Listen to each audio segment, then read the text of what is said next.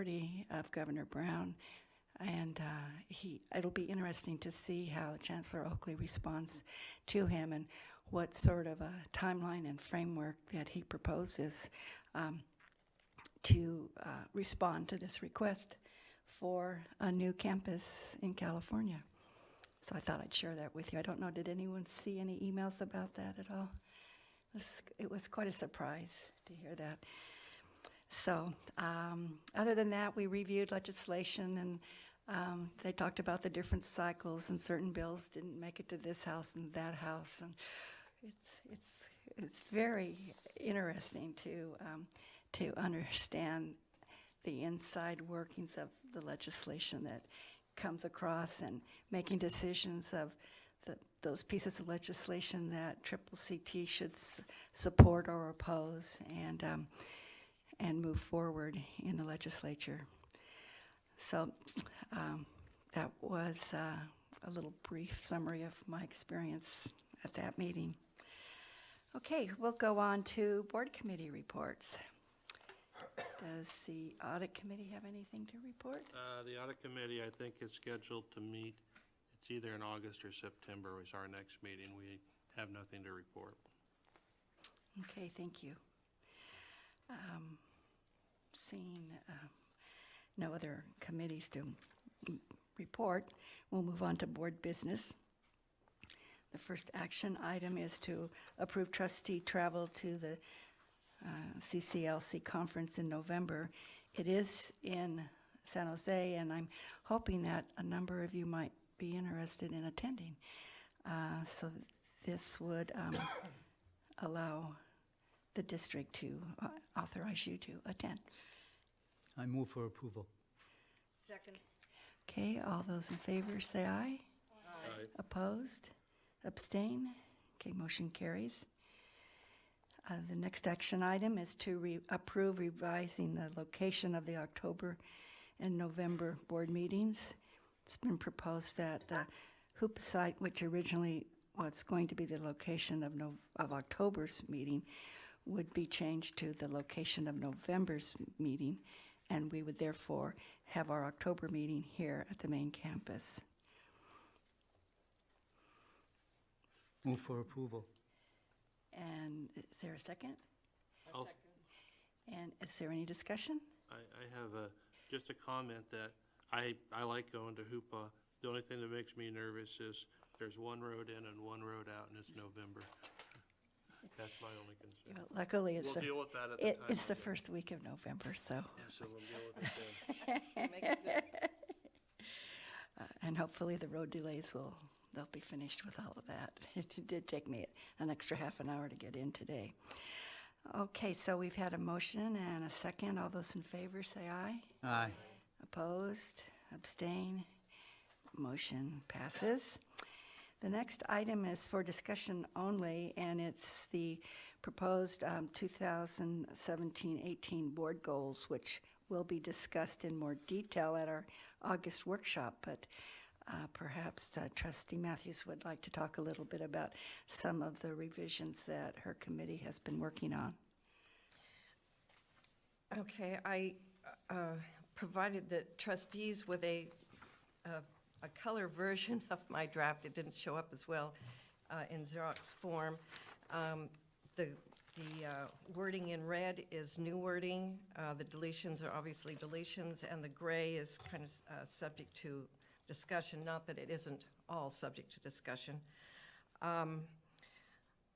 The additions were at the suggestion of myself, Trustee Dorn, and Trustee Capini, and so we have been looking at this,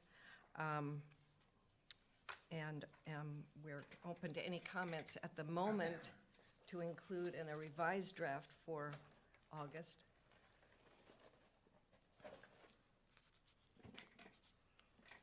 In a couple of places, we substituted monitor for review. I think monitor is a stronger word for certain functions, and I thought that would be good. Under 2C, some internal committee discussion about progress towards enrollment growth or enrollment stability. I think in light of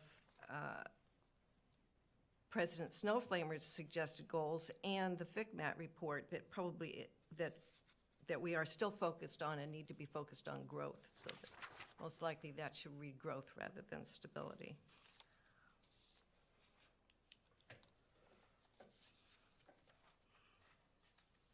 Are there any questions that anyone would like to ask Trustee Matthews? If not, we'll continue to work on our goals at our August workshop. The next item is an action item, and that's to amend Superintendent's contract. And it has to do with the Ed Code where we cannot have a contract that lasts longer than 4 years. And at our meeting when we approved his permanent position in April, then that would have meant his contract would expire in April of 4 years from April. From now. So this action that we would take would kind of re-trigger or reset the clock so that the contract would be expiring in June 30th. So, Trustee Mullery. If I may, thank you. First, I want to acknowledge that Trustee Rice asked the good question during that April board meeting, and I answered it incorrectly, and I want to acknowledge that, because she did ask the question whether or not the president's contract could be longer than 4 years. I said, yeah, you did. And that was the correct question, and you received an incorrect response. Obviously not intentional. The reason I was thinking incorrectly is because I had been doing some research on contracts and such, simply because I was chairing the search committee at the time. And I was confusing what I had been reading as rolling contracts with contracts that could extend longer than 4 years. So that was my mistake. I wanted to acknowledge it, and I wanted to acknowledge the fact that Trustee Rice did ask that question. And also, as I understand it, if you don't mind, President Biggin, we need to do more than just simply say yay or nay on this, but we need to read a summary of the contract, which I don't know if you brought with you. I brought it with me, and if you would like me to do that, I'd be happy to do that. I think you did that at the original. Exactly. Yeah. Meeting. Okay. So would you this like would me be yes, this would be the appropriate time to do that. Okay, and so we're all clear on this. When we voted for President Snowflamer's contract to begin as of April 1st, that meant that it would expire March 31st of 2021. Now there's, in the grand scheme of things, there's nothing really wrong with that, except it really fouls up our schedule in terms of evaluations and such. So our general counsel advised that at this meeting, we could, as President Biggin noted, just revisit that contract so that we would extend it for those 3 additional months, so that rather than ending March 31st, 2021, it would end June 30th, 2021. And then we would be on the normal cycle for a president's contract. So what this resolution is asking the board to do is essentially to extend the president's contract from March 31st, 2021 to June 30th, 2021. So we're, within this 4-year time frame that Ed Code requires us to stay within. And then, as we are obligated to do based on Ed Code, what you would be voting on in terms of what this contract is the following. And this is exactly what I read whenever we did this last in April. Okay, so you would be voting on whether or not we would extend President Snowflamer's contract from March 31st, 2021 to June 30th, 2021. And the contract is, and this would be the resolution that we would recommend the board approve, a contract of employment for the president with a salary of $208,000 per year, $600 monthly expense allowance, $417 auto expense allowance, gas card allowance, accrual of 2 days paid vacation per month, health benefits and sick leave the same as management, and a $200,000 term life insurance policy. And this contract would expire on June 30th, 2021. And again, this is the exact same contract that you all looked at in April. The only change is from March 31st to June 30th, 2021. And that is the resolution I would put on the table. I have a motion, or you want to A question, discuss? when's the start date of this new contract? I guess it would be today. Okay. Yeah. Yeah, thank you. I guess it would be officially today, and it's just extended from, it would go from today through June 30th, or excuse me, yeah, June 30th, 2021. I move approval of the contract and the start and end dates. I'll second it. Any further discussion? All those in favor say aye. Aye. Opposed? Abstain? Motion passes. Thank you, Trustee Mallory, for the foresight to bring in the summary of the contract. Now we move on to the consent calendar. There are 4 items on the consent calendar. Are there any items that any trustee would like to remove at this point? Yes, Trustee Dorn. 2.1 and 2.3. Okay. And Yes. 2.2. 2.2. Okay. That leaves 2.4, approve the bond project budget. Do I have a motion? I so move. Second. And any further discussion? Then seeing none, all those in favor say aye. Aye. Opposed? Abstain? Motion passes. Now we'll move back to 2.1. And Trustee Dorn, do you have a question about that item? Or a correction, on page 17, it mentions that, it talks about what I reported out in the comments, and it said that I held a barbecue at my house that was hosted by the athletics department. That's not quite the way it was. I bought a barbecue at the CR Sports Auction, and it was at a winery. So I thought, that looks pretty bad that I was hosting a barbecue at my house. Paid for by the athletic. Yeah, department. that's it. I thought, That would be and bad. the accreditation team might have a problem with that.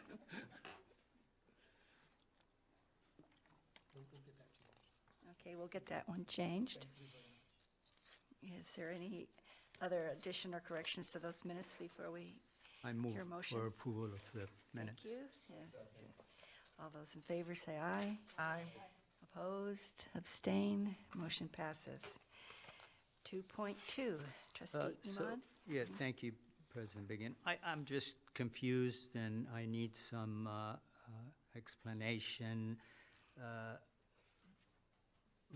On the request for temporary assistance, there is an inordinate amount of number of positions that are in this category, and some of the salaries get up to about 20,000. I've never seen this.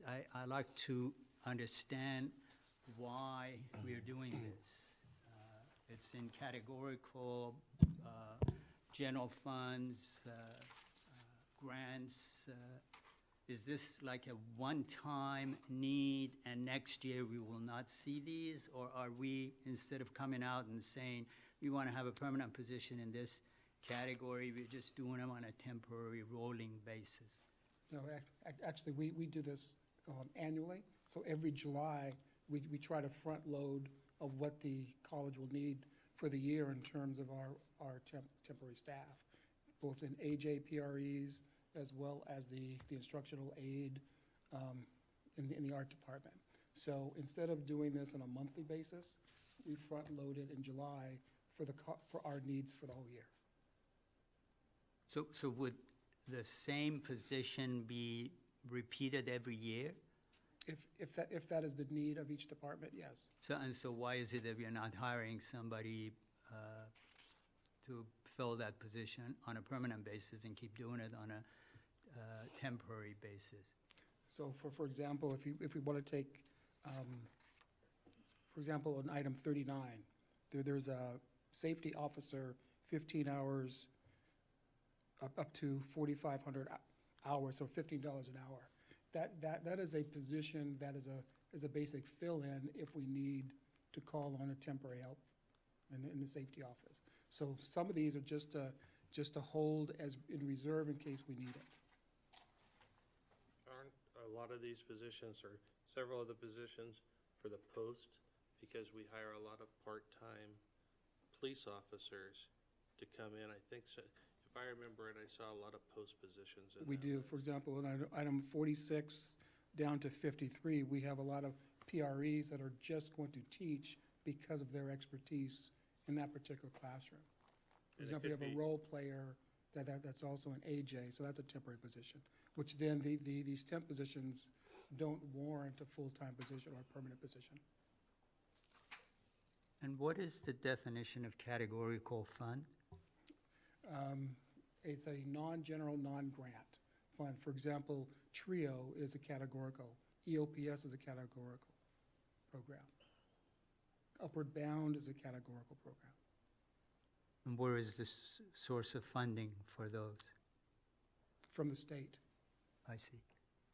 And Those some are are- federal, aren't and they? some are federal, like TRIO's federal, Upward Bound's federal, Designated for that program only. just for that particular purpose. Like child development's listed here. Yes, trustee Miller. Since we're talking about it, I actually do have a question. I sort of looked at these as analogous to like pool positions. And the question that now does come to mind is, how does the community know that these positions are available? I'm assuming that they're posted and community members would apply for them, and then there would be some kind of process to hire qualified people? And with a temp position, we have two options. If we have an employee or someone who we know that we want to hire, we can fill it immediately. Or if we don't have anyone in mind, then we can go out and hire, just our normal process. One of the goals that we just, if I may respond, that we just approved was to support your efforts in the areas of diversity and inclusion. So, you know, that just does raise the question about how the college is going about seeking applicants for available positions. Thank you. So one last question, and then I'll make a motion for approval. Could you explain 69 I also secure? Thank you.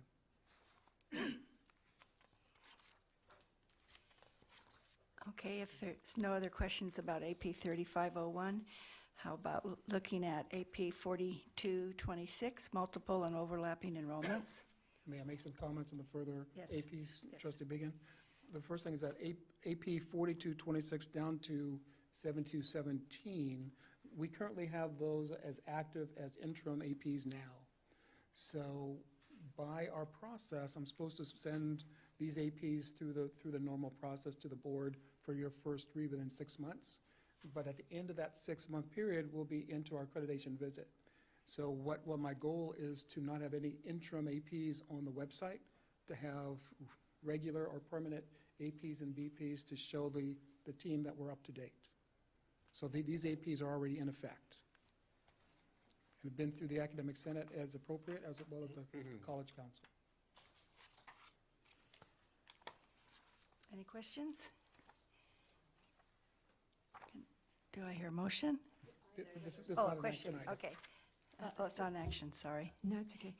So given what President Snowflamer just shared with us, is it necessary that the interims go through a second reading? No, the APs do not have to go through a second reading. Oh, so we won't have to see them again? Correct. You will not Got see it, that. okay, thank you. Okay, we'll move down to an action item 3.6, the second reading of board policies. First one is BP 2330, quorum and voting.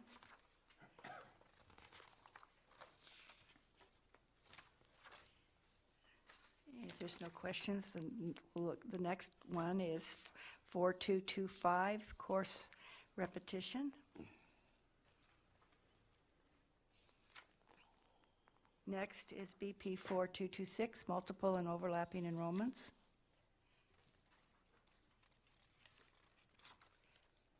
Next is BP 5010, admissions and concurrent enrollment. And lastly, BP 5410, associated student elections. I move for approval. Thank you. All those in favor say aye. Aye. Opposed? Abstain? Motion passes. Next item, 3.7, approve education master plan.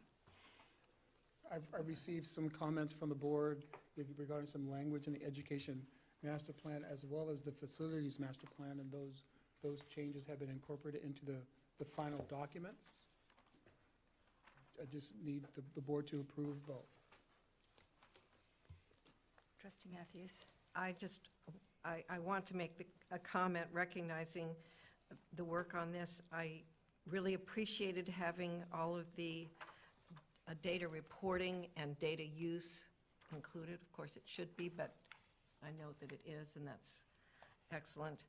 And I enjoyed, so to speak, all of the reporting on the goals projects over the last number of years and what has been accomplished. I think, I mean, that's nice to say we did it, of course, but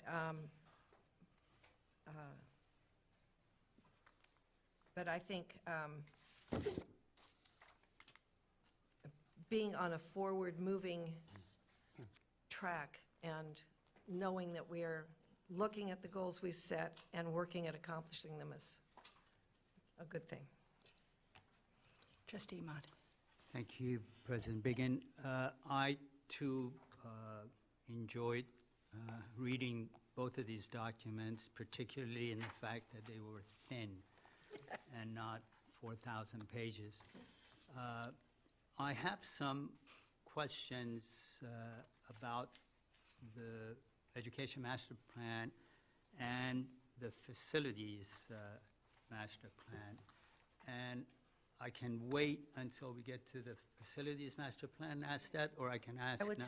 I would say that's the next agenda item is But facilities. I don't want you to approve the Education Master Plan because I've got some Oh. substantive okay. concerns there. So I could So unless ask my the questions now, and Okay. then, you know. So when I look at the Education Master Plan, basically my takeaway from it is that our FTES has progressively been going lower, and we've sort of now stabilized, but we are not improving. That's one takeaway. Second takeaway is that the area that we're doing good is distant education. There we have excelled. So when I take those two takeaways from the Education Master Plan, and also the one thing that is missing for me anyway, there is no clear layout of what are we going to do to increase FTES and how are we going to improve our situation. There are a lot of lofty goals, there are a lot of issues that we like to achieve, that we are proud of, et cetera, but I didn't come away with, we're going to do A through F, and that is how we're going to increase FTES.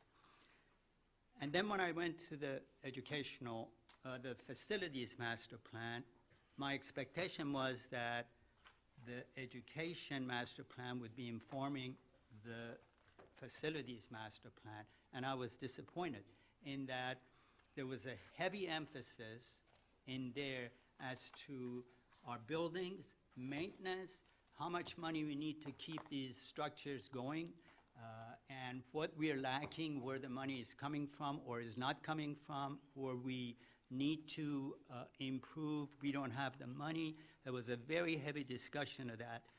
So I'm sitting in there and I'm saying to myself, on one hand, brick and mortar is not really doing its job.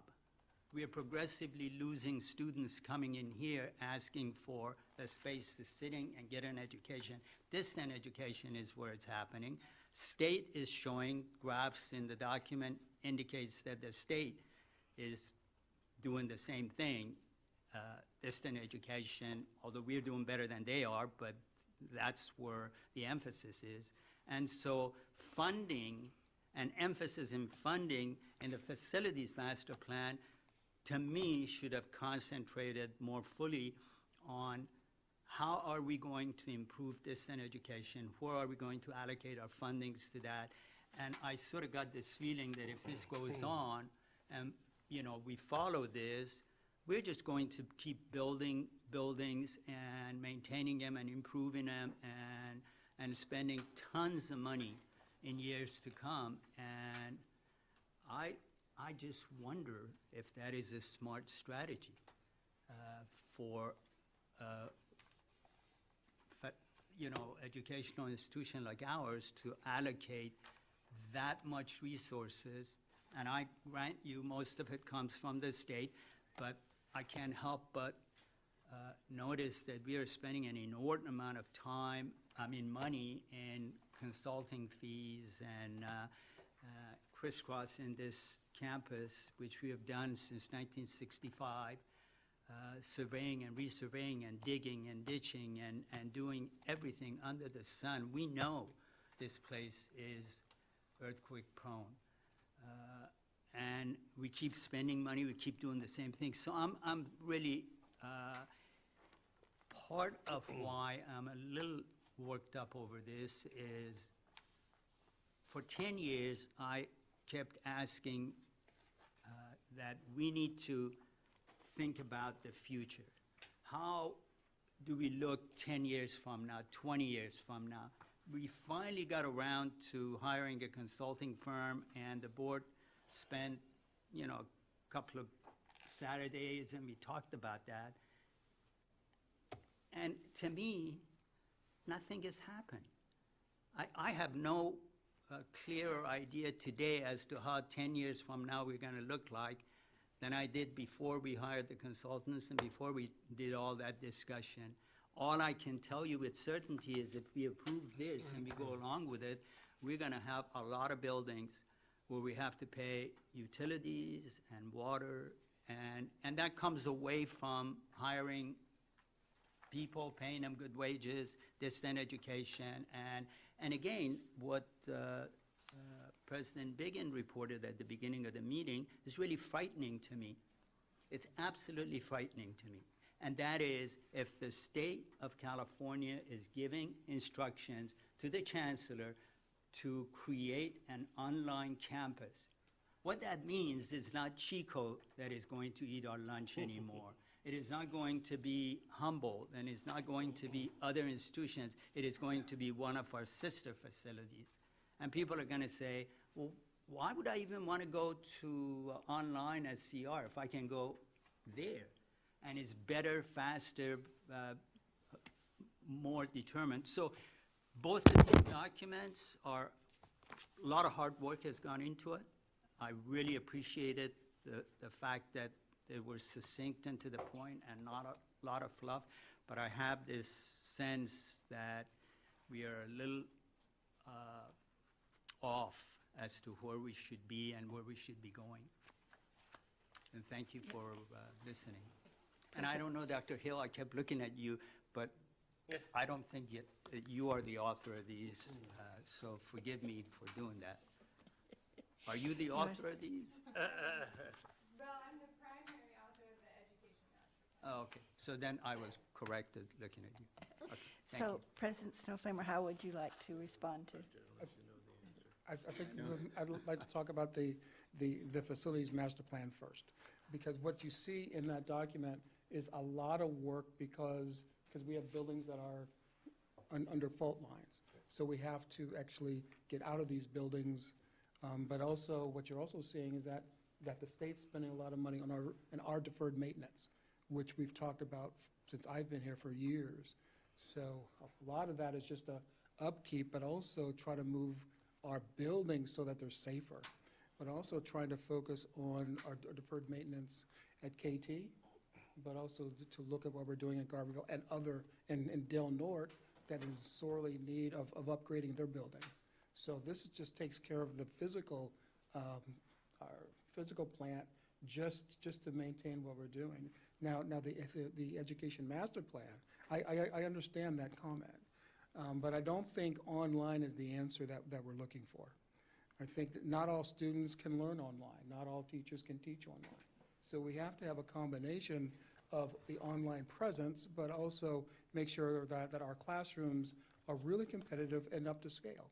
So we have to be awfully comprehensive to be able to serve any student need, any student that comes in the door, be it it's online or in person. We just have to be ready to go that route. And I agree that the chancellor's directive of an online degree or online college does cause a lot of my colleagues some angst, because we've put a lot of money in the online presence. Now, what does that do for our competitiveness? We still have to talk about. But we have to push online. But we have the other issues that can also boost enrollment. We have Pelican Bay that's there. We have telepresence. We have dual enrollment. Those are the things, those are the initiatives that are really going to help our enrollment grow. The other point, one of the FICMAT recommendations was for me to form an enrollment task force, which we did a couple months ago, or a couple weeks ago. And their recommendation, based on enrollment, looking at the data, was to charge the EMC, but also to work with the Budget Planning Committee, to look at what really is a stable revenue stream, what really is stable enrollment that we can sustain moving forward. Not to grow because we like growth and we need to pay for things. I think we've seen that as an institution for 10 years, of growing beyond our means and we couldn't sustain it. So my goal is to look at what does stability look like? And how can we build on an infrastructure, the core, but also something that we can sustain regardless what happens in the state? That's really our challenge. And that's what I'm going to ask our committees to look at, to give guidance to the administration and the board of what does that look like for us that we can sustain long-term and we don't have to go through the cycles which we know are happening in the state. So we have to find balance with that. Yes, Trustee Ross? In general, I agree with what most of Trustee Emont said. When I look at the numbers and the charts and all the graphs, there's not near enough emphasis on brick and mortar enrollment. We talk about sustainability. I honestly think that's a cop-out. And I think it's a cop-out that this board's used for a lot of years. If you look at our enrollment in 1964 to what our enrollment is in 2016 or 15, we haven't gone very far. I think as an institution, we've done a very poor job on managing our brick and mortar enrollment. I also think that brick and mortar is going to be important in Humboldt County, Del Norte County, Northern California, much longer than the rest of the state. But I think what we need to wake up and smell the roses is pretty soon there's going to be the money for college education is going to be going to some sort of charter college. And if they're going to compete with us on online education, they're going to fund that school at the best quality possible with an unlimited budget, and we're going to get left behind. So we really have to start thinking where we're going to be in the future is not teaching. You can get English, math, and a lot of those classes online. That's what a lot of the students take. Welding, nursing, auto mechanics, you can't get that online. And so I'm not sure that we do that good of a job on our enrollment management. So, I'm sorry, I apologize. You want to respond to that? I really and can. I then- think what you're pointing out, Trustee Ross, is we have to do a good job at evaluating our current programs, which is the 40-20 and 40-21 process, to really look at how many degrees we have, whether we have efficacy of all of those degrees and all those programs. That's our key as we move forward, is to next year look at and ask those hard questions. what is it that we need to move forward with, and what new programs, what gaps in our degrees and services do we have to fill? And that was also a topic of discussion with our transfer task force, is that we have to do that work next year when the faculty are back on contract, and we can have honest discussions about what the college is going to look like going forward in terms of our academic instructional programs. Hey, Trustee Mott. Oh, Let her go, and then Okay. I've already had one round. I would like to make several comments. One, about, I agree about needing the brick and mortar facilities and the concern about continuing to put money in them. When, for instance, I look at the Del Norte situation, the money that's being talked about in terms of physical facilities on that campus is necessary just to keep the current programs going, because the buildings are temporary and deteriorated to the point where they'll have to be replaced, and that's nursing classrooms, computer classrooms, faculty office space. Those require physical, plant, and I don't think that's the only example where we're, as with the seismic things, where we're trying to maintain the current. Regarding the question about how are we going to see enrollment growth in this plan, I saw it, but I understand that it's not in a numbers chart that spells things out. What I saw in all of the strengths and opportunities, and which are called opportunities, which are really your concerns and areas that you need to address, is where I saw a lot of emphasis on how enrollment would be expanded. But it isn't in a chart step by step. We're going to get this many more FTES through this or that. I'm happy to see, for instance, which is not an online or distance thing, the continued discussion about expansion of the program at Pelican Bay, which is a huge opportunity, and about the fact that that may require us putting resources into physical facility, which enables us to continue and build that program, which is a big opportunity. And I can't now, lost the third thing that I was going to say. Oh, thank you. Okay, Thank you, Trustee Mott. President Biggin. First of all, I do understand that most of the construction that we've gone through has been paid for by the state. That is not lost on me. But to me, that's like when somebody gives you an aircraft carrier for free for $1, and it says your only obligation is to maintain it. We have to pay for servicing these buildings, these magnificent buildings. We have to pay for PG&E. We are, based on the documents that we have presented, we are so poor that we can't even go and demolish the old buildings, so we stop hemorrhaging cost for PG&E and utility and et cetera, and security. So we need to be very careful when we take that state money of where we're putting it, and can we go on maintaining it and come up with money and not take it from other areas that is extremely important, crucial. That's my main point. The second thing is, like goals. Goals need to be measurable. If you cannot measure goals, they're worthless. You can have all the goals in the world. If you cannot measure them and look back and say, okay, last year your goals were X, Y, and you did all of that and you achieved them. Same thing with how we're going to increase FTES. If they are not measurable, if they are good thoughts, they're good wishes, they're, I like to see goals that say, we are going to allocate so many man-hours to talking to Arcata High and Eureka High, and last year, X% of their graduates came to College of the Redwoods. Our goal next year and the year after and the year after is increasing it by 2% or 4% or 6%. So we can look back and say, we hit it or we didn't hit it. I understand what Trustee Mallory says. I can read as well.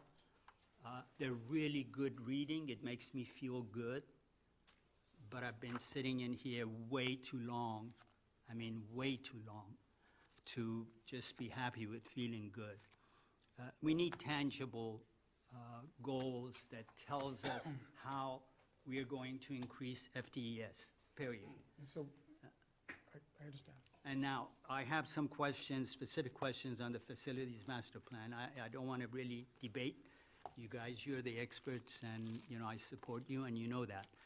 And so, can I ask those questions, specific questions on the master May I plan? respond to Trustee Imad Okay, real quickly? yes. First thing, I think Trustee Imad, two things. One is, in regard to the facilities master plan, just to make sure that I'm clear, is that your concern is of the opportunity cost involved of taking money from the state, and then if we could sustain something, if we could sustain the building. I think that's what I heard of one of your concerns. And if I may interrupt, I think we need to think in terms of, do we take the money, because the money is there to build 10,000 square feet. Maybe we should just build 5,000, because at 5,000, we can maintain it. At 5,000, we can fill in all the classrooms. At 5,000, our janitorial services would be reasonable, but we build 10,000 because the money is there, and we can build a big, huge building. Those are the types of issues. I'm not saying reject the state's money and deal with unsafe buildings. That's not what I'm saying. What I'm saying is we need to look and say, are we using the money for the best possible purpose? So instead of assuming that we're going to get like for like, but let's get smarter about how we're going to do that. Exactly. The business, I understand that. I think that the other point you're making about enrollment is that those questions would be better answered in the enrollment management plan that we're going to start developing in the fall semester. So the Ed Master Plan, that really is very broad, is very high level. And so now our job is to work on a more detailed plan, how we're going to increase retention, what those numbers look like, and how we're going to increase enrollment, both new enrollment, but also our retention numbers. I look forward with bated breath to the fall. So, Trustee Rice. I'm on the Education Master Plan, and on page 3, we mention the Mendocino Education Center, but we ought to mention there as well that the territory was transferred. And we did that in the other two publications. I don't think we've mentioned that in this one. We'll make that note. Didn't want to mention that while it was still in draft on the website until July 1st actually came around. But thank you. And then I did have a couple of questions just in some of the details of the Ed plan that I wanted to get clarified. On page 11, where we're reviewing the high schools and the ethnicity groups. Under Hoopa Valley High School, it says Oregon, and I'm thinking, is that Tragon? Is that like a continuation school that it should be? Because I'm not familiar with a high school named Oregon in our area. That's just a generic grouping for students coming from Oregon, I Oh, believe. from Oregon. Yeah, Okay. let me check up in on that. But Because you have some charter schools and some continuation schools, but not all. And is that by design or these are the top ones. that we're serving? Yeah. And then another statistic on the next page, 12, where they talk about the city statistics in relationship to the labor workforce. Willow Creek is listed, but could we have a way to do Willow Creek / Hoopa? Because most of the jobs Willow Creek is more of a retirement community, a retired population there. There's not as many jobs in the Willow Creek community as the Hoopa community. And I'm not sure if it paints the full picture to just leave it at Willow Creek only. I'm not able to get that. This comes from this Zoom specific company that I'm not able to get that from them. Okay. Sorry. So those were some minor questions I had about the education master plan still. Trustee Dorn. So I do believe that it's a 10-year plan and it's global. It's more, from the top looking down, and I appreciated the work that went into it and the result of doing that. I think there are a lot of pieces that are still to come. But I do agree with Trustee Ross that there will always be brick and mortar. I mean, in some of the programs he mentioned, I agree. And even if Governor Brown was able to do an online campus, how many years out is that? I mean, it's not something we should stop doing our planning on, because 5 or 10 years by the time he gets an online board of trustees for that. I mean, you start thinking of all those components. And I do agree with Trustee Emad that the vision, what happened with the vision really there's nothing tangible with that. In fact, I put that in your review. That there's nothing in 10 years that resulted from all that visionary process. There was a lot of good feeling, that kind of stuff, but it tells me nothing about in 10 years we're going to be doing this. And to that point, I want to mention one statistic in the facilities master plan that I think we're all ignoring, and that is the Humboldt statistics on page 4. When you look at the population of 65 to 69 in 2025, almost doubles from 2010. And it was something Trustee Emad on the general plan we talked about, is that Humboldt County is drastically aging. And that's probably something that the educational master plan should be addressing. And it was something that I somewhat discovered haphazardly in Garberville, talking to some people about classes to be offered. And what I had missed was that Southern Humboldt is aging. There's a whole lot of that population that's over 60. And they're the ones that are going to take classes down there. So that was my comment. I appreciate your work. Okay, Trustee Ross. Just to follow up on since we're talking about the educational master plan. So there's mention of a swimming pool in there. And prior to the meeting, I talked to President Snowflamer. I think a swimming pool has potential, but we need to evaluate who's going to use the pool, what's it going to generate, and how is it going to benefit College of the Redwoods. For example, when we talk about the aging population, I think a pool is going to be something that the aging population is going to really enjoy and use a lot, and things of that nature. So when we talk about something like the pool, I want to see the plan that goes with it that shows how it's going to be used rather than just putting in a pool. And that's just one example. Okay, Trustee Matthews. I remembered my third point, thank you. And that is, and it's noted on page 14 in the master plan. Which master plan? I'm sorry, the education master plan. Thank you. And this was about enrollment and enrollment growth. My comment does not exempt us from focusing on the importance of that, how to accomplish it. But we do, I think, even in that conversation, need to keep in mind that our trends in enrollment growth are mirrored across our sister rural northern colleges. It's not because we have failed to do something. This is population, economic, and sociological changes in our areas that have affected all of those community colleges. We still need to find a way to address that and to build our enrollment and to look at what, as you say, is sustainable for us and how to get there. But it is important also to note that we don't function in a vacuum and that we are affected by trends that we can't control and that affect other colleges as well.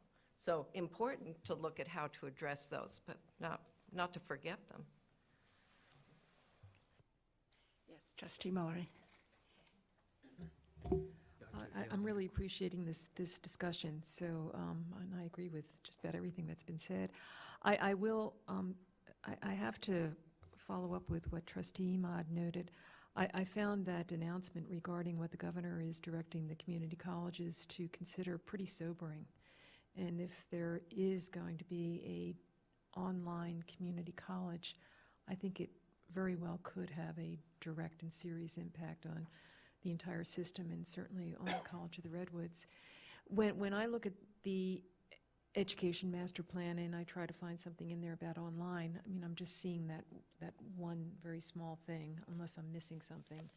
On page 40, where it says to, well, we will Opportunity. enhance distance learning. Yes. Yeah. So is there another plan in the works for online education? I mean, if we wanted to follow up on that, to find out what the intention is of you, President Snowflamer, and your cabinet about moving forward with online education, where would we go for that? You will see something in the DE Planning Committee, already has a DE plan.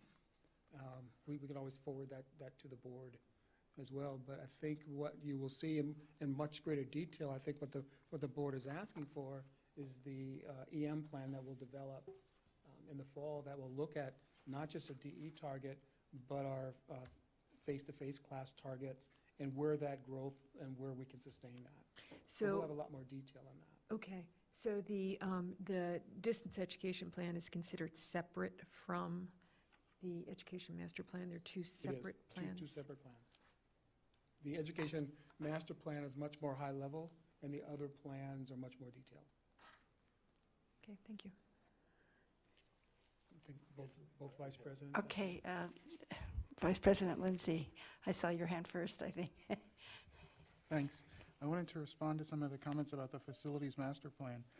I haven't done the calculation, but I can tell you that embedded in this plan is fewer square feet 10 years from now than what we occupy now, because there's those old buildings that are slated to be torn down that are currently being used. We have associate faculty space, we have a foster kinship program, we have our public safety, we have our institutional research, and some other departments are all in there. When those buildings come down, those groups are going to have to move in and occupy other spaces on campus. So if you look at the footprint of how many square feet we're currently occupying, and you look after those buildings are torn down, our footprint is going to get smaller. At Del Norte, it's a smaller example, but we have those modular, those portable buildings, and the plan is to replace those portable buildings. But in replacing it, we're also trying to develop a space that would be able to be used for more career and technical education, which currently isn't available. So even though it's talking about replacing the same amount of space, it's also trying to make the space more mixed use so that it can have more utility for the college. At KT, we're talking about a building, but it's really to try and replace a very aging building out at KT. I don't think there's anywhere, I don't want to say there's not any, but the facilities master plan doesn't talk about expanding space. It's really more about replacing and trying to make it more usable. Yes, Dr. Hill. I just wanted to comment on the education master plan, and because it's a plan that aligns with all of the aspects of our mission, I think that's part of why it seems sort of so high level, but the fact that one of the bullets within it, the main goals, is to effectively use all learning modalities with the online, to me made it seem like online was kind of rising to a priority within the plan, knowing that there was such broad constituent input that went into developing the plan, and certainly there was some focus on distance education when that input came on, but then, you know, there's a lot of people who really don't want to focus on distance education at the time. So I think that's kind of how this resulted. And so I really understand what you're seeing in the enrollment growth. and that would be an opportunity for us. So I'm just kind of trying to explain how I think that it came to be the way that it is here. The other thing I was thinking during this discussion is that I think that some of the enrollment initiatives that we've carried out, the year-long registration, the Pelican Bay, non-credit, they have had an impact on our enrollments, but we lost Mendocino, and our unemployment rates are at an all-time low, which are really correlated with our enrollment. So I think it's really difficult for us to kind of be able to tell really easily whether or not some of the initiatives are having an impact. They might have kind of kept us from falling lower than we would have otherwise. Thank you. Trustee Matthews. I just wanted to ask regarding the discussion about Governor Brown's let's create an online college, where that, if we know where that discussion is, the fact that he said, do this, has this come before or after all of the pushback regarding enrollments, changes, budgets, impact locally, what's already happening, how to better coordinate that? Is that, I mean, where are we in that discussion? Trustee Biggin, did you want to address that, and then I will as well? Well, I think everyone was surprised with this letter that we were shown that went to Chancellor Oakley, and it had only been received a few days prior. So I would expect Chancellor Oakley, in working with the Board of Governors, have come to some conclusions, and they may have started to disseminate those to the CEOs. I'm not aware of any information specifically coming out to trustees. Have you seen anything? Actually, I met with my fellow CEOs a couple weeks ago, and we were immensely surprised and concerned, because it's not from the competitive point of view, but also where's the money going to come from to fund another 113th college, which means there's only a finite pool, which means whoever has money now is going to have to give up a percentage to fund the 113th institution. So how does that work with LA, San Diego, two powerhouses? I don't know. So we're all concerned about how that's going to be paid for. President Begin, Yes. may I make a comment? Look, we are not adversaries here. We are one team. We wear the same jersey, and all our goals are the same. So I don't want my comments to be interpreted by creating camps of, oh, I need to be defensive, my arm goes up. 15 years ago, Amazon was a sleepy bookseller, and the retail industry took him as a joke. And the ones that have survived now and are on the way out, JCPenney was selling at $90 a share, it's $4.50 today. Kmart is shutting down, Sears is shutting down, and Bed Bath & Beyond, goner. Now, goner means it could be 3 years, it could be 4 years, but they won't survive. So arguing over Governor Brown can come and go. Somebody else smarter in another state, somewhere else will do this, because this is the wave of the future. The young people don't want to drive 20 minutes and come to an exit that is closed, and they have to go 5 more miles and then turn around, come up here and take a class for an hour and go back. I've got a young daughter, and I know how she studies, and I know what she does. We need to think beyond camps and me, you, her, et cetera, et cetera. We're all part of the same team, and we want this to be successful for our students and our faculty and our employees, period. So let's put all our guards down, and let's work together to get there as best as we can. Now, I got some questions on the facilities master plan. Yeah, let's move on from the Ed Master Plan. Okay, did you have? I'm ready to make a motion to approve the Educational Master Plan 3.7 with the assumption that as we go forward, the comments from the trustees will be not necessarily incorporated, but discussed. Second that. Okay, all those in favor say aye. Aye. Opposed? Abstain? Motion passes, and we'll move on to the facilities master plan. Okay, thank you, President Bacon. Page 14, when does our lease end in downtown Eureka? You mention it, but you don't give a date. Vice President Lindsay, do you have a answer to that one? Well, we have two leases. One of them ends in December, the smaller lease, and then there's In December of what year? this year. Okay. And then the other one ends, I believe, in December of 18. So the idea is that we'll continue with the one that expires this December until the other one comes due, and then combine them somewhere else? Actually, we're trying to find a funding stream. We're trying to use this consortium money, the adult education funding.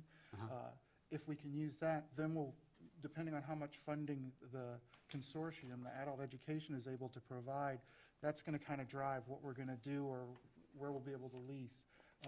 What I heard, an email this morning, is we'd like to try and get something into the mall here that'd give us a nice public presence and so forth, but the mall, of course, is probably some of the most expensive space in the area. So it depends on how much the adult ed grant can fund. The space that they're at right now has some problems. There's no parking. We don't have dedicated parking, and there's been some people's cars have gotten broken into. So I think the other plan would be to try and maybe consolidate at the building where the community education is currently. There's a space in that building that's available, and there is some parking. So that's kind of two of the ideas. There's actually 3 or 4 or 5 different options, but it kind of right now we're just waiting to see how much can the adult education grant funding, how much can that fund on to pay a lease, and that'll kind of inform what our options are. Okay. Page 21, that table on top of the page, what is that land acquisition, $435,000? That was placed in when the initial project was done, because we weren't sure if we'd have enough cleared space. You gotta think we put this plan in a couple of years ago before we did more of that, all of that seismic testing. We now have enough space, so as this moves forward, the land acquisition will go away. I believe the point is that the money that's in land acquisition is probably going to have to go to construction funding, because the costs are going up, the estimates are going up, so, but there wouldn't be land acquisition as it goes forward. Okay. And page 29.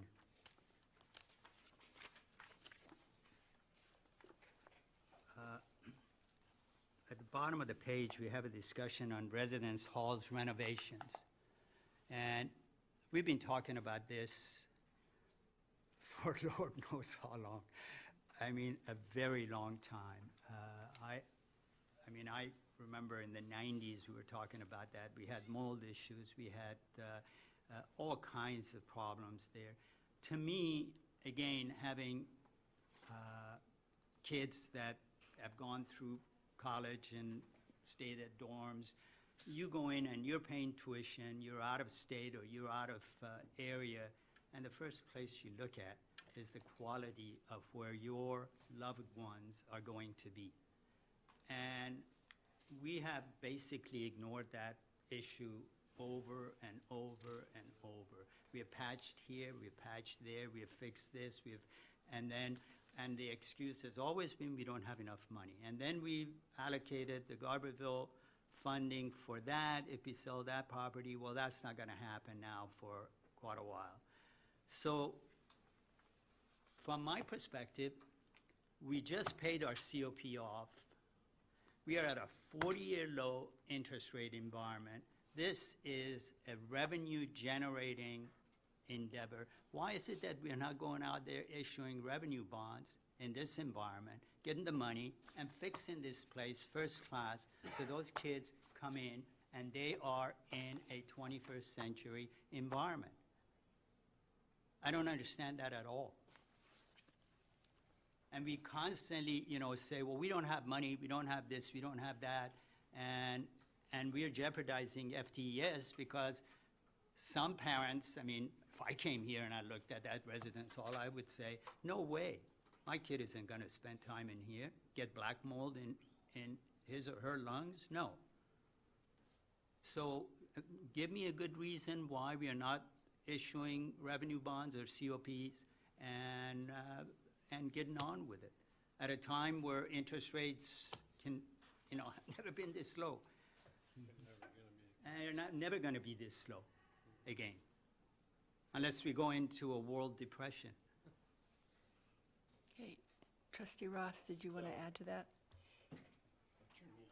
Yeah, sure.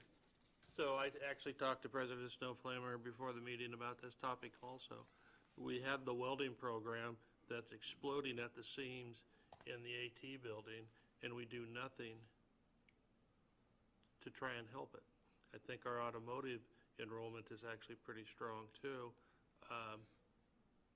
But it seems like we ignore those programs, and that, to me, is where I'm hearing the growth is. And whether you like it or not, right now we have a president that is advocating vocational education, and we're not going there. So that's a concern. Any other questions? Trustee Rice?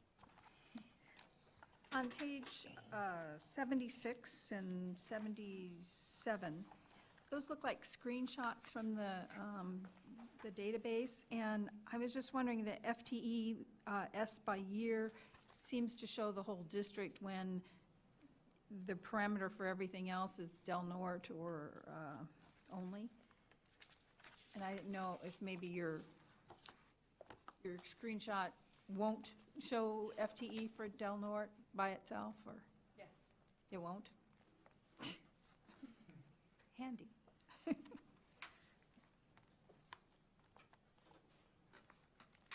Any other questions? Yes? I'm ready to make a motion to Okay. approve 3.8, approve facilities and masters plan with the assumption that as we go forward, we'll discuss the trustees' comments. Do I have a second? I second. All those in favor say aye. Aye. Opposed? Abstain? Motion passes. I'd like to suggest we take a 10-minute break now. Does everyone agree with that? Yeah. Okay.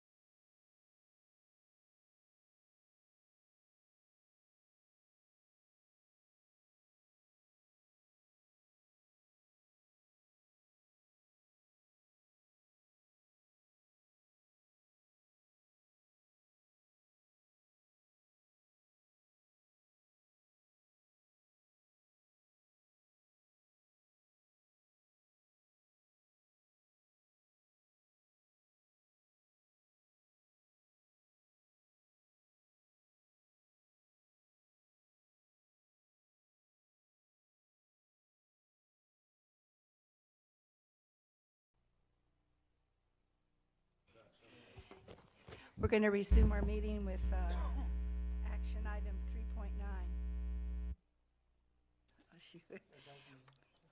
So there's a resolution designating President Superintendent as administrator of the Child Development Center to act as representative to the California Department of Social Services Community Care Licensing. Move for approval. Okay, all those Gladly. in favor say aye. Aye. Opposed?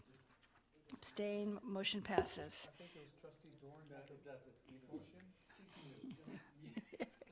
It's just that she'll ask me later, whatever she wants. Okay, next item, 3.10, Resolution 713, designating Vice President of Instruction and Student Development as supervisor of the Child Development Center to act as the representative to the California Department of Social Services Community Care Licensing.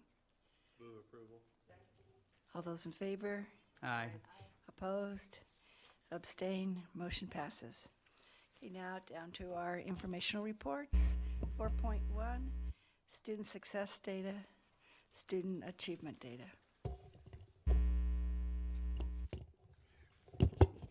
Thank you. What we don't have a separate report. What we wanted to do is have the student achievement and student success data that is subsumed within the education master plan as the data for the board to review, and you have done so.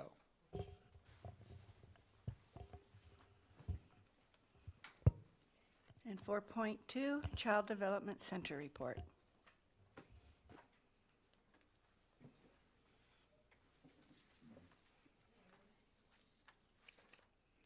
I think I've met most of you, but my name's Wendy Jones. I'm the director at the Child Development Center, just in case I haven't met you before. Huh? It's on. Yep. Should I sit down? Is it better? Closer. There we go. Now can you hear me? Yeah? Okay. Who watch online. Oh, okay. Yeah, the market's down today. So I submitted the report that I turn into the state, which is the self-evaluation that we're required to do every year. So basically what I did was just kind of give an overview here to you guys, and I added a couple other items I thought you guys might be interested in. So the report that we turn into the Department of Education, Early Education and Support Division, is based on self-assessments through environmental rating scales, desired results, developmental profiles, along with parent and staff surveys. And through these assessments, we are able to focus on areas where we need maybe more staff training or concentrating a focused plan to increase certain elements of developmental domains within the center. Based on the report this year, for the next following year, we plan and we'll be focusing on developing drama experiences within our preschool curriculum through role-playing, dress-up clothes, and other various materials. These areas are very important to support children's understanding of community and building social skills. The toddler program will focus on expressive language by building individualized lesson plans, introducing more finger plays and flannel board stories. Parents are in the center, based on the parent survey, are interested in more cultural diverse activities within the center. And the center staff and I are working on looking into these possibilities, and we will also bring this idea to our parent advisory committee, which was very successful last year, for further participation and planning. We're also going to be looking for more professional development training to deepen our understanding of how we can support our families in this way, because this is something that the parents are requesting.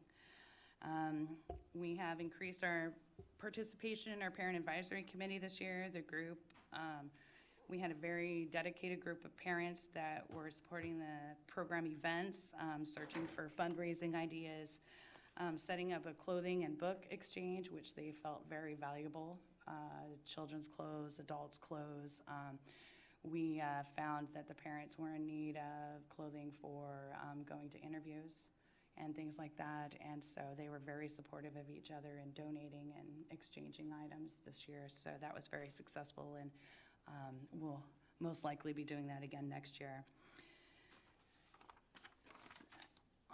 those are just some of the main points that I had wrote into that report to the State Department. Some of the other additional things that the Child Development Center has been doing is we are participating in a QRIS pilot project, which is being promoted through the First 5 Humboldt.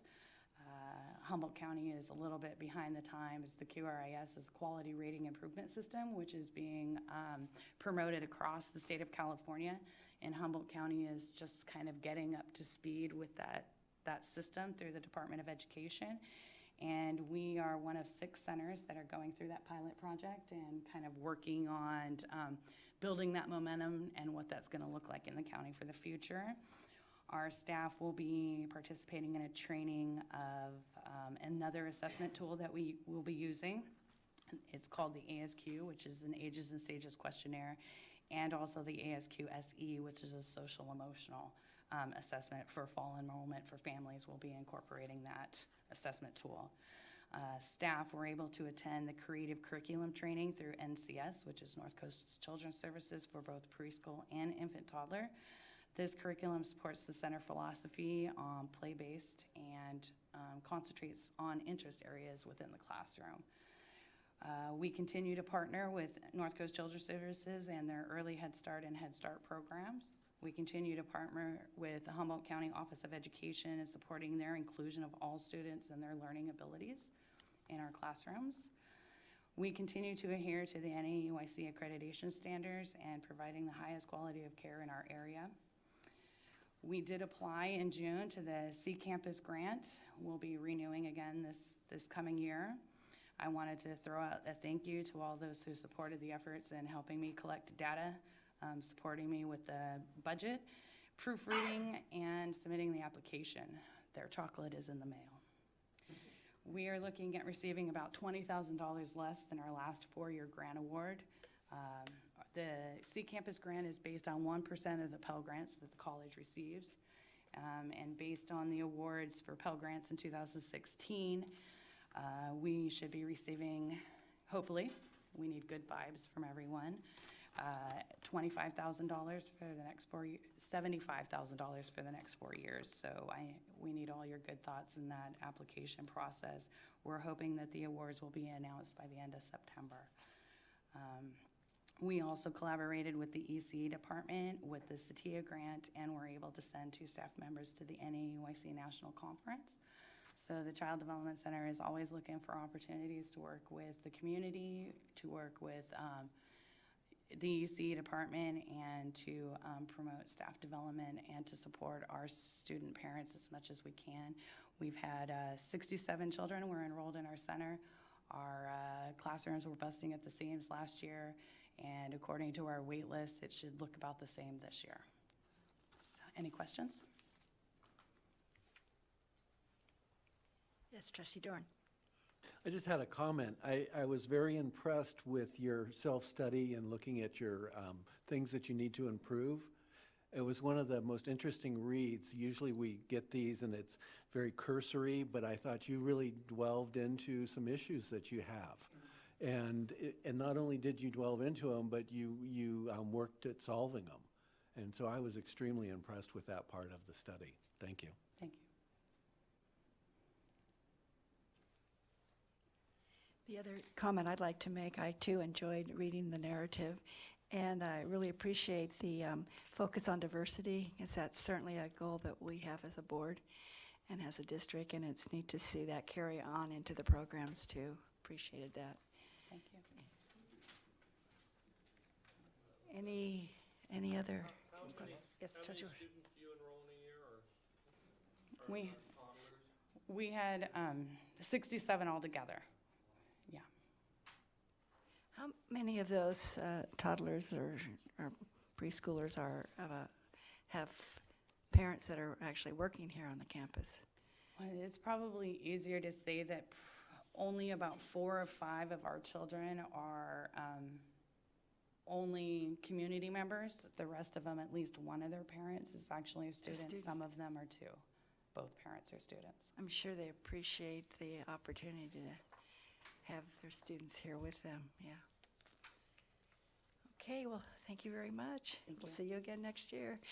Same time, same place.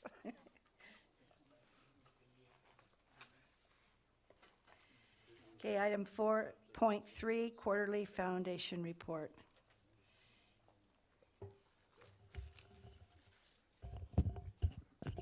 Marty Coelho is not in the room. He's doing a presentation at our Student Development Summit, but I would gladly answer any questions or take any questions back to Marty. But this is a report that the board is used to seeing on a quarterly basis, and you will see it again in 3 months.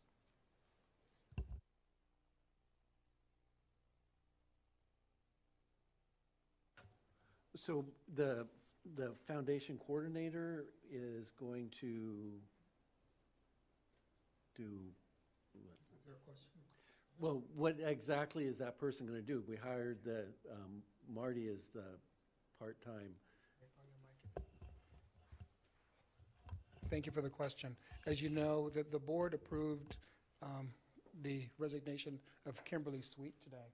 So what we're going to do is reallocate that money to a coordinator position that will help Marty coordinate fundraising activities.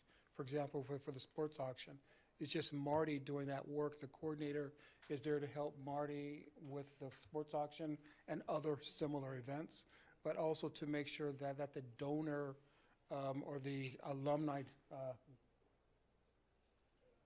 thank you, is up to date.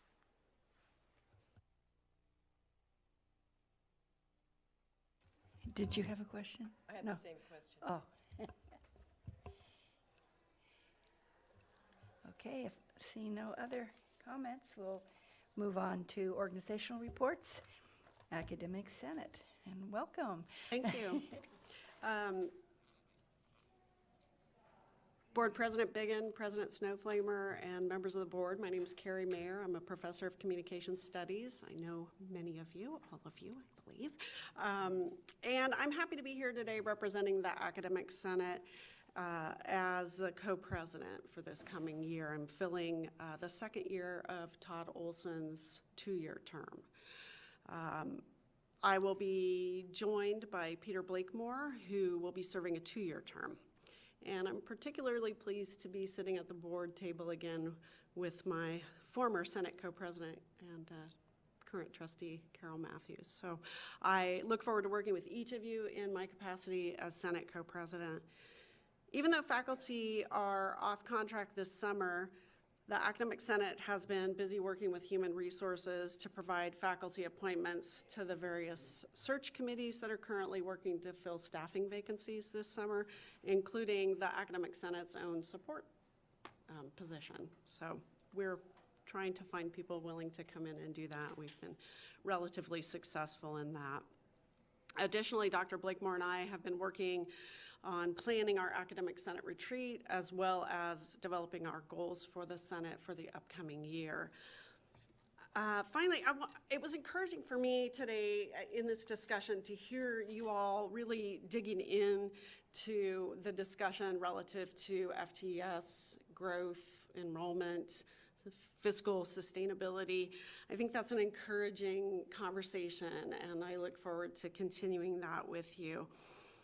I think it's often appealing, and like Bruce, I was laughing in my head when you said, I've been here for years and years and years, and I've been here with you for years and years and years. And so it is kind of like deja vu all over again, right? You see everything kind of coming back around full circle. And I think we get sometimes into this mindset where we think that growth is the only answer. That's this panacea that's going to help us, that it's the only approach to fiscal stability. And I was really encouraged, to hear you, Dr. Snowflamer, talk about this kind of broader perspective on how we figure out how to sustain ourselves as a college.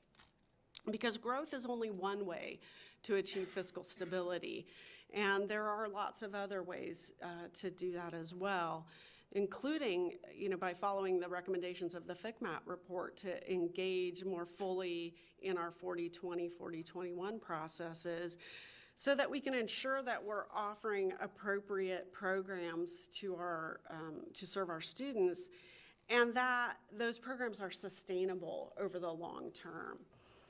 And additionally, I think we really need to be clear about making sure that we're running our programs as efficiently as possible so that we can make sure that we can sustain them into the future.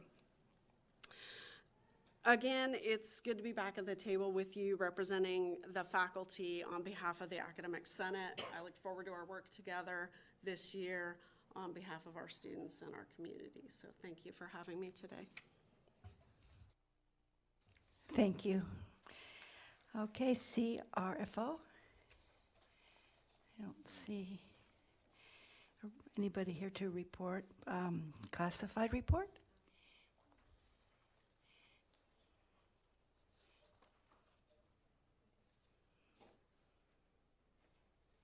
Chapter President Crystal Morse is being very president-y today and delegating her duties to me.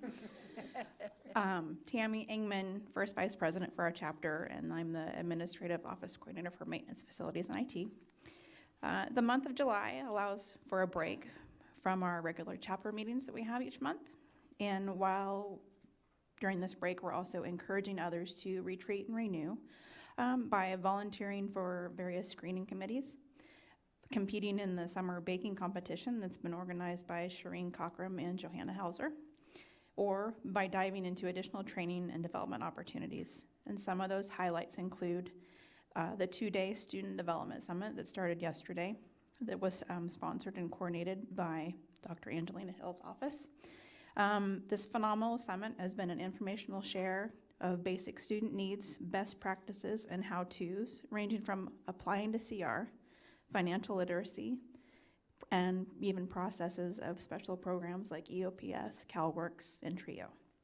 This Friday, one classified member will complete the 10-day Cascadia leadership training alongside 23 managers and administrators. That classified member is Crystal Morse. At the end of this month, 2 members of our chapter will participate in the annual CSCA conference in Las Vegas. This will be the 91st conference. Delegates must be nominated and elected to attend this 5-day conference, where they will be debating and voting on resolutions that affect classified school employees across the state, voting for a new association president, and attending workshops on topics such as leadership, problem solving, community college staff, employee concerns, and much more. This year's delegates are myself and Kristen Chorby from the business office. Thank you. Thank you. Management Council report? All right, we'll move on to administrative reports. President, Superintendent report.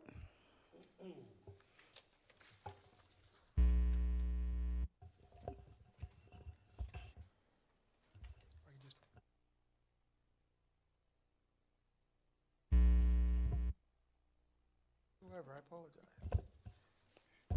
Thank you very much. What I'd like to add to my written comments, one is I really do appreciate the board's discussion today regarding growth or stability, but also FTS. But I also want to reinforce the fact that based on our conversation today, I did not have a sense that we are separate. I think that we are a team. I think what the board did today is identify and make clear what your priorities are for the district, and you're showing how much it's that you care about how sustaining that the district is going. But also you are doing exactly what we need you to do. So keep asking these hard questions of myself and my team and others, because that is exactly what we expect, and that is really exactly what we need. So I really appreciate it, especially how that conversation today was good. What I want to also add is that you did not get into operational details, which I very much appreciate, and I think that we've learned a lot from that over the last several years. The other thing that I would like to point out, that there is a bill that I'm following that is written by Reyes, who is saying that he has introduced a bill that will add, or he is suggesting adding transgender, bisexual, and other students, LGBT students, on our student equity numbers. So if this bill passes, then further work that we will have to do regarding this particular community that is really silent on student equity.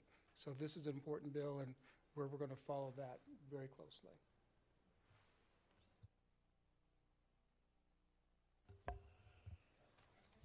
Questions? Okay. So Trustee Emad and I were just talking, do we still house the wildlands fire class through the, I guess it's CAL FIRE and the Forestry Service? Do we still, that program's still here? Our class in adult education. Yeah.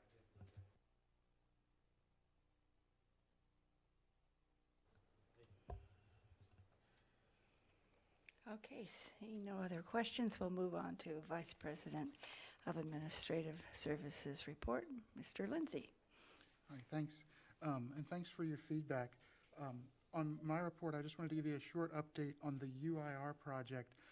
In the report, we were talking about how we're waiting for DSA to meet with us on these last three pieces of the project to get them approved. Well, I'm happy to report that Stephen Roper, our Director of IT and Facilities, is at DSA in Oakland today, and he had an all-day meeting with them, and at lunchtime he texted me and said that it was going well. So hopefully we'll hear some good news coming back from him.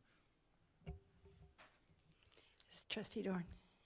I wanted to say I really appreciated the charts again that you had, and especially the one comparing the 14 colleges and the reserves, because I previously didn't have a clue of that we were obviously not number 14, and that some of these colleges with 37% in reserves, I didn't think there'd be so big of a spread between them. So I appreciate showing us that. We've talked about the reserves and raising it by a very small amount, and I didn't process how far behind we are of our sister community colleges. So it was really shocking, actually, for me, and I thank you for bringing up my awareness. Any other questions? Okay, we'll move on to Vice President of Instruction and Student Development, Dr. Hill. Before we talk about accreditation, I just wanted to make sure that it was on your radar, the CCC, the Common Assessment that is going to roll out. And although they've postponed the rollout date, so we don't have an exact date anymore, it's still going to happen, and I think it will be really good for the college. We currently implement multiple measures, so we don't just rely on AccuPlacer, but AccuPlacer is the primary skills assessment that we use. And so to have something that is common to all of the colleges so that we're all on the same page, and that hopefully gives a better indication of where the student should place, I think will be very important for us. AccuPlacer, our English and certainly our math departments have not been at all satisfied with the job that it's been doing, so it's very positive. So with that, I know there were some questions about the accreditation visit, or? Yes, Trustee Emad. Thank you, President Biggett. Dr. Hill, when the visiting team comes this fall, does the board play any role as in the past? And what would that be if we are? So it's up to the visiting team to tell us who they would like to meet with, but I'm certain that they will want to meet with you either as a group and maybe the president individually. I'm not sure exactly how they'll ask, but I'm sure they'll want to meet with you.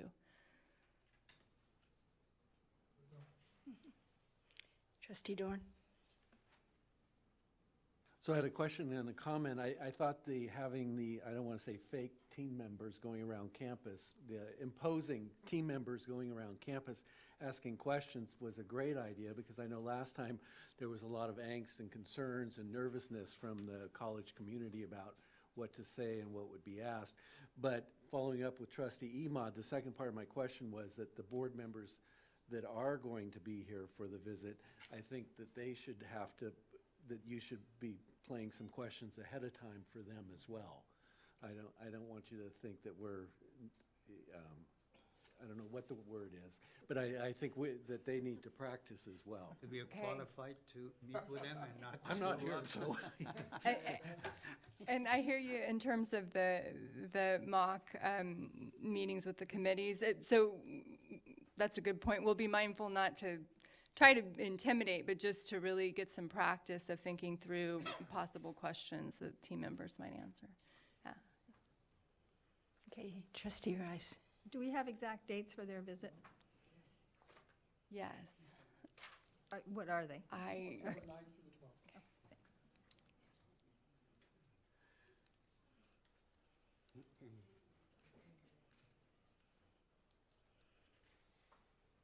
Okay, if there's, trustee Matthews. I was just going to comment on the common assessment, which has been longer time coming than they had hoped, I realize.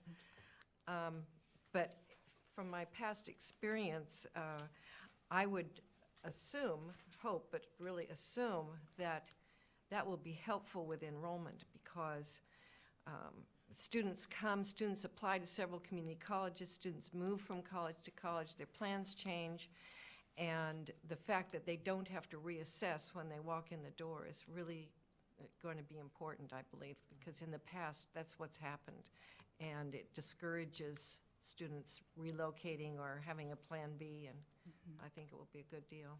Great. This will also necessitate us switching from the use of a standard ID to the CCC common ID, which will be a lot of work for the college, but I think that will also be beneficial to students as they navigate various colleges. So individual student IDs will be, well, wow. They already receive a CCC ID, they just don't know what it is. We just don't really use it, yeah. Okay. We will now move on to future agenda items. 5.1, are there any trustees who, trustee Ross. So I was wondering if the board would agree to, 2 years ago, I went to the graduation of the Wildlands Fire class, and I want to say there was about 30 students in it 2 years ago, and we've never really heard much about it at the board table. At some point in the future, if we could get a report of maybe who attends, how often do they attend, what do they actually learn here, and what's our involvement relative to CAL FIRE and the forestry services? Okay, do I'd be the rest happy. of the trustees be okay with that? All right, we'll add that to our list. Any other items? Okay. I just wanted to mention or follow up, last month, we asked for maybe writing a letter regarding the road to Crescent Last City. chance. Last chance. But the other side of that is that Rory, the dean from Del Norte, is on the radio urging people to write letters. And I don't know, that sort of, I mean, that's great that he's doing it, but I thought it was rather odd that we have to have board approval to send a letter doing that. It seemed like we have, one of the administrators very publicly, and I'm not saying there's anything wrong with that, but it just seems like there's something missing here. That I asked last month to write a letter, and we're not doing it this month, so hopefully next month, but we have the member at Del Norte on the radio broadcasting. Actually, Roy's been on the radio, and I have as well been Okay. on the radio talking about this. And I guess that the reason why we need it at the board level, because we're going to be speaking as a whole board Okay. going forward versus at the president or a director of the Del Norte Center. But an individual trustee could not do that. Correct. You are correct. Okay, well, that concludes the regular portion of our agenda. Now we will go into closed session, and the items to be discussed in closed session include public employee dismissal, release, and discipline, public employee performance evaluation goals for the president superintendent. And then we will have an item on a conference with labor negotiator for CSEA and a conference with labor negotiator for CRFO. Is there anybody who'd like to make a comment on any of those items? If not, we will adjourn to closed session.